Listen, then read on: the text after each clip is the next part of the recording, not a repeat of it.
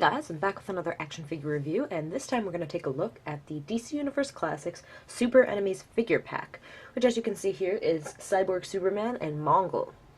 So this is a really cool pack released by Mattel back in March of 2009 as a 2-pack, and I picked it up recently in the eBay auction that had the 4 DC Universe Classics 2-packs, along with obviously 3 other packs, and this is one of my favorites from the bunch, I'd say. I mean, they're all really great, but yeah, this is 2 really cool figures, and I'm happy to have gotten them, even though I wasn't actually, when I bought the 2 packs, I was kind of like not really anticipating, you know, like these as much as some of the other packs. But I have to say, I really like these figures, and yeah, so I picked them up on eBay in a pack with the, as I said, so 4 DC Universe Classics 2-packs I got them, they're listed for $70, and I had a $10 off coupon, so I got the 4 packs for $60. This set usually goes for, it's kind of strange actually, anywhere from like $25 to upwards of even $50. It's I think 30 on Amazon. 30 is probably about the average it goes for. I know Mongul, I've seen Mongul by himself go loose for like 15, 20.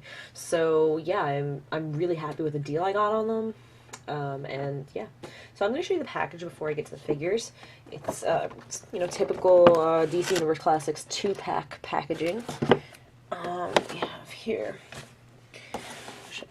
So we have just the big pack, and they were just kind of in there standing facing forward, and you can see some images in the background, other DC characters, and on the bottom you have Cyborg Superman and Mongul Super Enemies figure pack.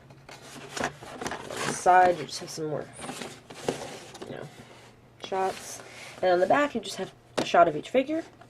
So it's DC Universe at the top, and then you have a bio and stats for Cyborg Superman, bio and stats for Mongul, and it says pick up another figure pack, and this one on the pack of this is Abin Sur and Green Lantern Hal Jordan, which is another one of the packs that I did get in the auction.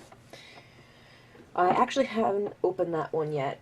It's the only one I haven't opened because I'm not sure if I'm keeping that one, but I'll have to figure that out. So these are the 2 figures that you get, and I guess I should do them one at a time, but yeah, this is the scale of the 2 of them. Cyborg Superman is kind of looks slightly shorter than he actually is because his legs have such a wide stance, and I'll get into that as I talk about him, but that's just wacko. And so I guess what I'll do is I'll do one at a time, and I'd like to do Mongul first because I probably have more to say about the Superman, so I'll just save him and do Mongul first. This is a really nice figure, and honestly, I mean, like, I'm not sure, but he's got quite a different sculpt from a lot of the other DC Universe Classics, so I imagine he's got quite a few unique parts. So yeah, but I'll just go through kind of and show you each piece. So the head sculpt, his head looks kind of funny, actually. It looks kind of small for his body, but it actually does look really good. See, he's got red eyes in there. There you go. He's got red eyes, the brown skin with the silver on the back. Nice sculpting details, even on just these little pieces. Looks really good. In the face, you've got like cracks and wrinkles and things. This is a really great, like angry, gritting your teeth sculpt. I know a lot of us don't like open mouth sculpts, but this one looks really good. So, you know, especially for a villain, you know, he's angry, whatever, it looks really good. So you can see he's got a nice sculpting on his neck, the collar of his suit, nice sculpting on the chest. These black piping details are actually raised up, so that's really nice. He's just got a lot of nice detail. It's quite different from, you know, your typical just suited DC Universe Classics figure. So this is a nice change of pace. I guess, I don't know, gauntlets or bracers. Even the veins in his fists are really, like, look at that. It's so cool. Really nice wrinkles in the fingers. This is all sculpted as well. The belt is a soft, rubbery piece. And it's one of those belts that goes into their waist swivel. And yeah, that's sculpted all the way around. All sorts of different little boxes on it. Ribbing. These straps on his thighs are also this soft rubber, and they're also kind of sculpted in, like there's a ridge in the thigh piece where they just kind of, I guess, you know, hollowed it out for the straps so the straps wouldn't be too thick. It looks nice and incorporated, really good. Surprised they didn't do like a thigh swivel. Oh, they did, okay. I'm like, this is really stiff. Yeah, so it's much like the waist swivel where they have these rubbery pieces to kind of support the swivels so they don't get too loose. And in the inside of his thighs and chin there are also sculpted. These lines are sculpted in. They're nice. The knee pads are sculpted. And the boots have their own thing going on here as well. All of these dots are raised up. I think they're slightly rubbery. And this piping detail again is raised. And all around the feet, you can see these are sticking out. So overall, really, really nice sculpting on this guy. The paint is, you know, pretty decent as well. You know, he's mostly cast, and the upper body seems to be cast in this hot pinkish color. Not hot pink, but pink. And the lower legs in this, it's kind of a gray blue, but it's looking more blue on the camera. And then I guess they painted the insides of the thighs and the purple parts up here, and everything looks really clean. I'm sure the piping details helped with that. But yeah, everything looks pretty clean. I mean, he's got like one smudge here. You know, I have to really look for any problems. He's got like a little smudge on this boot here. But all in all, actually, that's strange. This right boot has these two, you know, raised up dots, and this one just has like, it looks like that somebody chipped them off. It's a little strange, but no biggie. You can see some of the paint rubs off of the rubbery spots on the belt thing, but overall really nice. So definitely impressed with this figure. It's a fairly unique looking figure for a DC Universe classic, so yeah, I definitely like it. It actually looks closer to Masters of the Universe classics size, but it's definitely not one of their bucks. It's definitely a DC Universe classics buck, because I mean, I can just tell like having seen both now, unless maybe the upper body, like just this part, but otherwise, yeah. He does have T-jointed legs and whatnot. So I will go through articulation. The head goes 360, doesn't really go up, it just goes down. It's kind of loose. The arms go in and out. Doesn't look like they go all the way around, obviously. They don't go out very far. They go out to about there. Also, he has one of those shoulder discs that's one color, so on the top it's right, and then on the bottom it's in the wrong color. Which, nah, he doesn't raise his arms high enough to really notice it anyway. Bicep swivel. Single jointed elbow. That doesn't go very far also because of this piece and the big bicep. A wrist swivel. Both hands are in fists. He has an ab crunch, which pretty decent range of motion, especially far back. And again, he has the waist twist, which I don't think you can do full 360 for, but no big deal. He does have T-jointed hips. They only go out so far as well, but they go forward and back. He does have the thigh swivel underneath the strap. A single knee. No boot swivel, sadly, but it would have been perfect right here.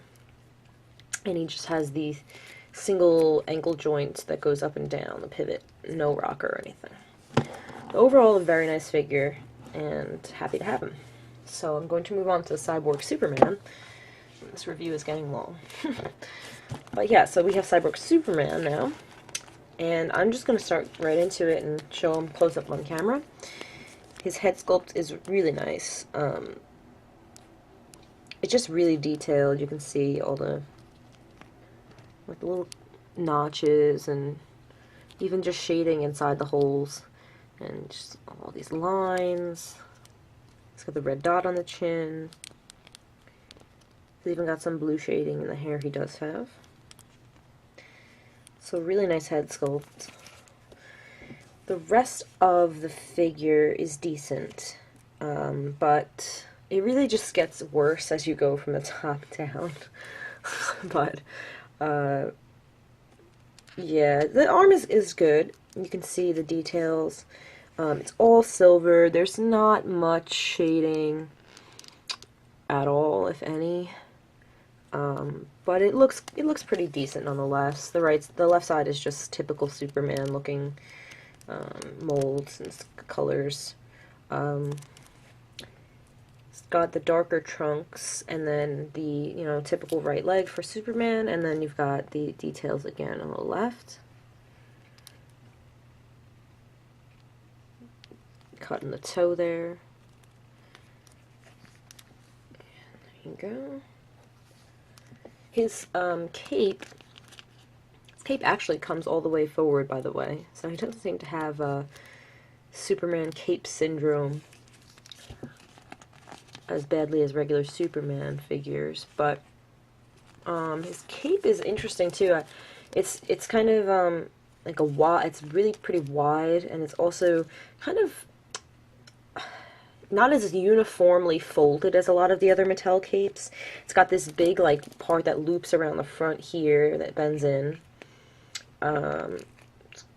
Like this section's really wrinkled, and then there's kind of flat parts, and just it's looser looking. It's looser looking. You have the dip in the back, but it's nice, and it is pegged in like almost all Mattel capes, if not all. So yeah, he doesn't have as many things to talk about as Mongul did, as many details to show or anything, but I did want to just talk a little bit about him. Oh, and sorry, I missed this little part. But I just wanted to talk about him a little bit. So his stance here is really wide, and this is actually after I tried, he had a nice bath and some boiling water, and I kind of held his T-joints in at the top and just held his legs as squished them as much as I could without stressing the joint, but it didn't seem to help much. If I push them in, they'll stay for like a moment, but for the most part, this is it. And I know that this is just the way the figure is. I've seen plenty of reviews. And it's like a curse. I don't know what they did, and I've kind of tried looking at it to see, what is it that's doing that? And it's obviously that, the thighs stick out, so whatever's at the bottom of the thighs is just going to go that way. So I've been thinking, like, maybe I should try sanding down the inside of the leg. Maybe that would help.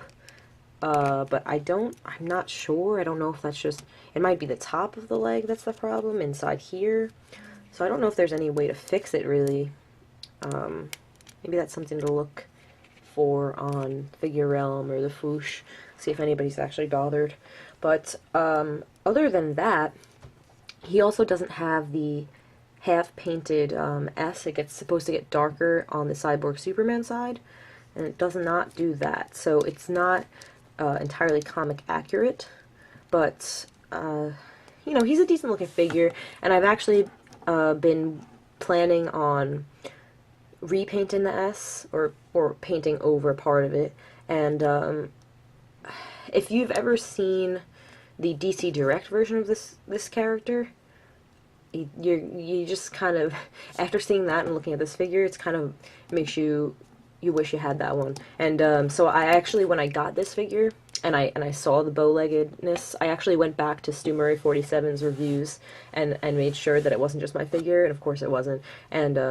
And I watched this review and his DC Direct figure review, and wow, is that such a nice figure. But it made me want to do a little work on this one, where I don't know if I'm going to be able to fix the legs, but I do want to repaint the S, and I'm probably going to go in with a very fine tipped black marker or paintbrush, very fine paintbrush, and do some either do a wash or a wipe, or just really go in and with a really fine marker and color in the detail lines with black. Because that's basically what the DC Direct figure looks like, and it brings out the detail in the Cyborg part so much better than this figure with just the silver. So I've been thinking about doing that, because I think it'll look a lot better. But yeah, so he is a decent figure, and I do really like the head sculpt on this guy. But after seeing the DC Direct one, it's just like, well, this one's just not as nice. But I am going to go through his articulation, and then that should be it. So his head, 360. Again, not very far up. Doesn't really go down either. It doesn't really do much. His arms go up, in and out, forward and back. They won't go all the way around because of the cape. Yeah. Both sides are the same as well. They have a bicep swivel, single jointed elbow, and wrist swivel. He has an ab crunch, waist twist, T-jointed hips, which, wow, can he do the splits? They go forward and back to a degree. Thigh swivel, looks really nice on this side with the Cyborg part hitting right there, but this one also has it.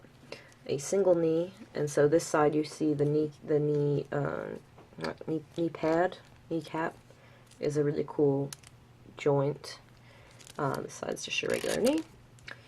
And then you just have a single ankle pivot, no rocker. So, typical articulation there. This guy seems to have a little bit of a loose ab crunch, but not too bad. It's kind of when I put him down. But that is Cyborg Superman. Yeah, I'm hoping to do a little work on him, and if I do, I'll be sure to make an update video down the line, but currently working on my Red Robin still, and if anybody wants to see like in progress photos of that, I've posted a couple on my Twitter, so you can check that out. But yeah, so that's it for this 2-pack, and I will be doing some more 2-pack reviews of the rest that I got from that eBay auction. But for now, this has been my review of the DC Universe Classics Super Enemies figure pack, Cyborg Superman, and Mongul. So I hope you enjoyed this review. Thank you so much for watching, guys. I'll see you next time.